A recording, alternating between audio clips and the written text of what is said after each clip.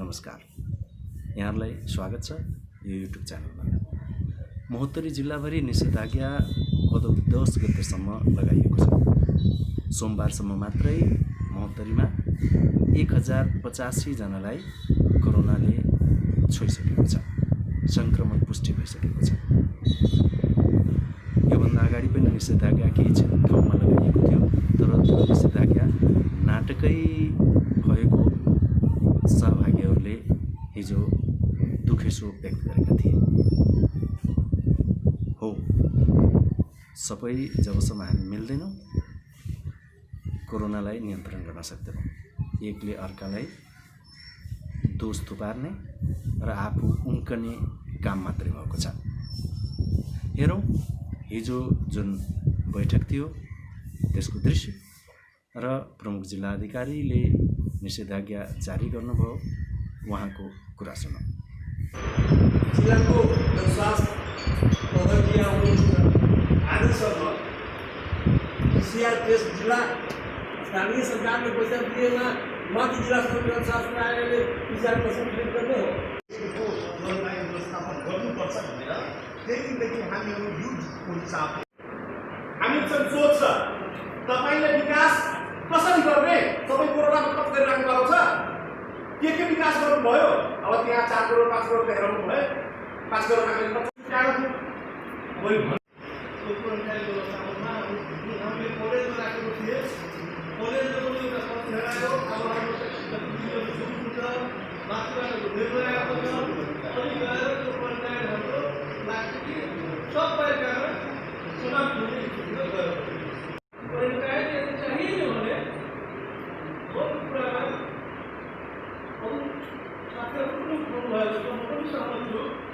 जिल्ला स्तरमै कुनै यस्तो भवन छ भने कुनै ठाउँमा हेर्नुहोस् नहोस्, कुनै ठाउँमा यस्तो भवन छ भने त्यहाँ व्यवस्था मिलाऊ र व्यवसायको हिसाबमा जसको जति मान्छे त्यहाँ जान्छ रेकर्ड गरिरहेको हुन्छ, जति पैसा तिर्नुपर्छ त्यो गरेर आज लेकिन वो नहीं सब मोबाइल ये 4 दिन के भीतर 12 स्वास्थ्य को हो से हमारा नेपाल के जो लोग रहे विद्यालय तो देश विदेश में तो रहे कि और लेकिन इंडिया में कम, इंडिया में तो सब जसो हामीले अहिले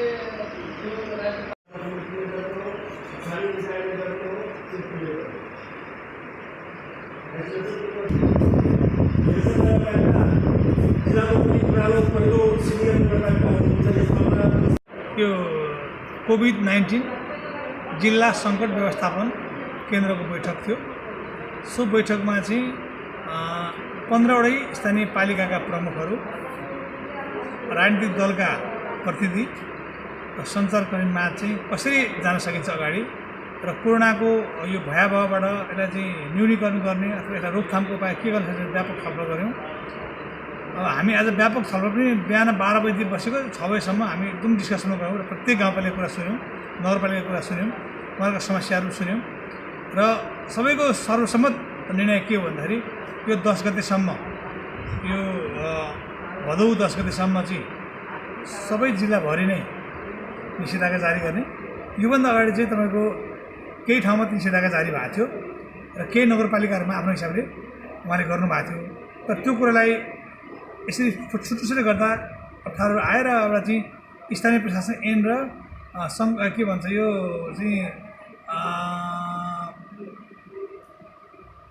सङ्क्रामक रोग ऐन 2020 अनुसार चाहिँ जानुपर्ने अवस्था देखिएको हुनाले हामीले आज चाहिँ निषेधाज्ञा चाहिँ जिल्लाभरि लगाउने र यस्ता मेलाहरू, मठ मन्दिरमा पूजापाठहरू, नियमित पूजा बाहेक अरू कुरा रोक्ने र सबैतिर नै सुरक्षाकर्मी परिचालन गरेर यो मान्छेको भिडभाड र यो रोगलाई चाहिँ आउन नदिने हिसाबमा अथवा चाहिँ यो रोग सर्न नसक्ने हिसाबमा चाहिँ हामीले पैसा छलफल गऱ्यौँ र प्रत्येक गाउँपालिका नगरपालिकामा एउटा क्वारेन्टाइन चाहिँ अनिवार्य रूपमा राख्ने, जसले गर्दा कोही मान्छे विदेशबाट आयो भने त्यसलाई क्वारेन्टाइनमा राख्ने र आइसोलेसन सेन्टर चाहिँ 3टा, जलेश्वर हस्पिटल, अनि पिपरामा स्वास्थ्य केन्द्र र बर्दिवास हस्पिटलमा 100 बेड 300 बेडको तत्काल लागि गर्ने र त्यसले पनि पुगेन भने फेरि आफ्नो पालिकामा चाहिँ आइसोलेसनको व्यवस्था गर्ने, क्वारेन्टाइन राख्ने भनेर अब सबै मेयर साहबहरू अब त गाउँपालिका प्रमुखहरू चाहिँ सहमत हुनुभएको छ र यसले हामीलाई धेरै सहज पनि बनाएको छ र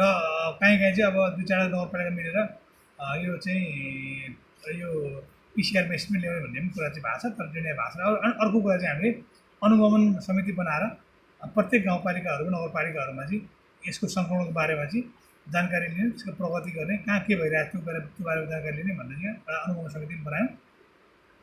र अर्को कुरा चाहिँ अब यो जसले मेला लगाउँछ अथवा कुनै त्यस्तो चाहिँ नाचगान यस्तो बाजागाजा बजाउँछ त्यो आयोजकलाई नै हामीले सतर्क गराउने, यदि त्यो त्यसरी गरेको अवस्थामा आयोजकलाई नै कारबाही गर्ने भन्ने पनि कुरा गरेर त्यो निर्णयमा हुनुभएको छ।